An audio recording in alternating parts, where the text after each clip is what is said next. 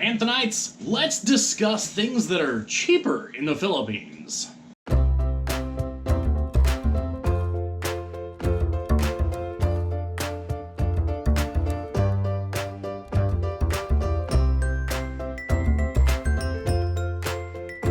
As a blanket statement, which may or may not be entirely correct, I'm going to go ahead and say that anything dealing with physical or manual labor is going to be cheaper in the Philippines. This includes things that you might not even expect, like for instance plastic surgery. I've talked to several people who are currently transitioning, either male to female or female to male, or even some non-binary people whose gender reassignment surgeries or, for instance, facial feminization surgeries cost a fraction of what they do in the States. Not that I've ever personally priced this kind of thing, except for sometimes I have thought about getting rid of my boobs. As another example, chiropractic care is really cheap here. For instance, for less than $50, I can go to the chiropractor, and whether it takes him an hour or 3 hours to fix whatever's wrong with my back, it doesn't matter. Other industries such as health and wellness, for example, a massage can cost you as little as a few dollars. And this is an hour-long massage, and this is usually with a steam bath or something like that involved. Something I've spoken about on this channel before, a haircut, which I need really badly.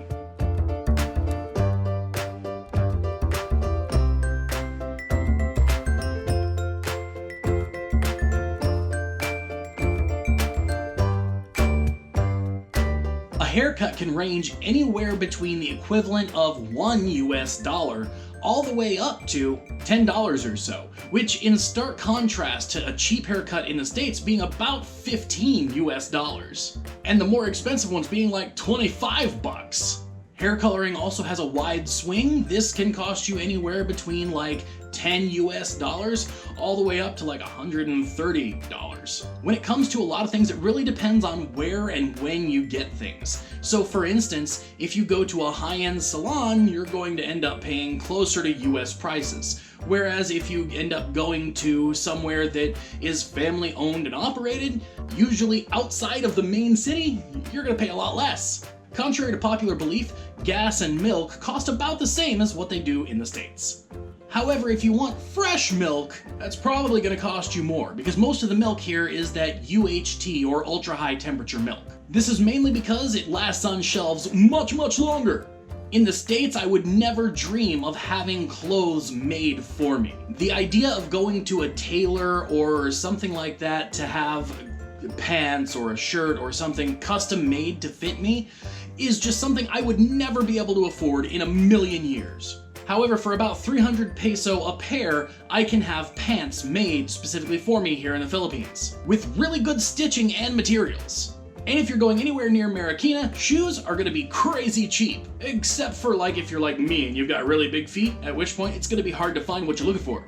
Housekeepers here in the Philippines are also really inexpensive, and it's not always the cost on face value. For instance, a housekeeper that lives with you and eats with you and your family is going to cost you different than someone who has to commute. General cost for a maid that lives with you is between $100 and $200 a month, and depending on how you negotiate, that could also include having your meals cooked for you as well. One of the awesome things that I've never personally taken advantage of, but kind of wish that I would have, is to have one of these maids, because not only will they clean the house and or cook, in addition, sometimes they'll even do the grocery shopping for you, which saves you tons of time and even money, because they're able to, while you're at work or whatever, go out into the areas where things are cheaper, and they can save you a lot of money off of your grocery bill by going to wet markets and things like that. On this same train of thought, a lot of condos in the areas such as Eastwood, BGC, and Makati even come with a maid's closet, which is basically a very small bedroom, specifically so that a maid can live with you and your family. Housing is another one of those things that can be as expensive or as cheap as you'll want to make it. If you're living somewhere like, let's say for instance here in Eastwood or BGC, or one of the more built up areas, it's going to be about equal. However, if you don't mind going just outside of that built up area, you can end up saving a lot of money on housing in comparison to what it would cost you in the States. Also, because one of the biggest factors of cost is the service part, Medical care here in the Philippines is crazy cheap. Crazy cheap might not be the best way to put it. It is really affordable and accessible. And as a bonus, if you're employed here in the Philippines, your employer actually has to have coverage for you. Maybe not always the best, but at least some kind of coverage. Movie ticket prices can be cheaper or about the same. For instance, I just got tickets to go see Justice League. Roughly $10 US. Unlimited popcorn, unlimited drinks in Lazy Boys. Yeah, not a bad deal. However, if I would have gone to a less populated area or chosen seats that weren't quite as nice, I could have gotten it for much cheaper. Depending on your level of brand loyalty, you can save a lot of money here in the Philippines by simply buying local. I'm sitting here at Sparrow eating Chicago-style stuffed pizza, and because it's a Western brand, I paid just about what it would cost in the States for the same thing. Roughly about $4 for a monster slice of pizza, like this. So good though. I won't go into a whole bunch of examples, but it does make a lot of sense that you would pay less if you don't have to pay import fees, taxes, duties, that kind of thing. And yes, I realize I just said duty. For instance, at Starbucks, you're going to pay pretty much Western prices.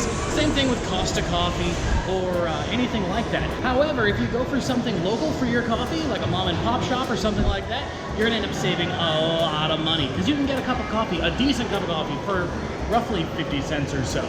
Sometimes maybe $1. Admittedly, in the States, I don't think I have ever really ridden in a taxi or a cab. However, I hear that it's much cheaper here, especially since Grab, Uber, and others have joined the marketplace. One major exception is electronics. Electronics here in the Philippines are usually crazy expensive. So that's my list. I am interested in what you have to say, what you think or know, based on your experiences, are going to be cheaper here in the Philippines. Let us know in the comment section down below to help any expats who may be coming over here for business or for travel. Let us know in the comment section down below. Till next time, don't forget to like, subscribe, and do all those things that make me love my job. Also, be awesome to yourself and amazing to each other. Bye! Thank you so much for joining me on today's story on my Cuento. Be sure to check out one or more of the things on screen now that'll lead you to even more stuff, 'cause it's awesome. Alright, next vlog?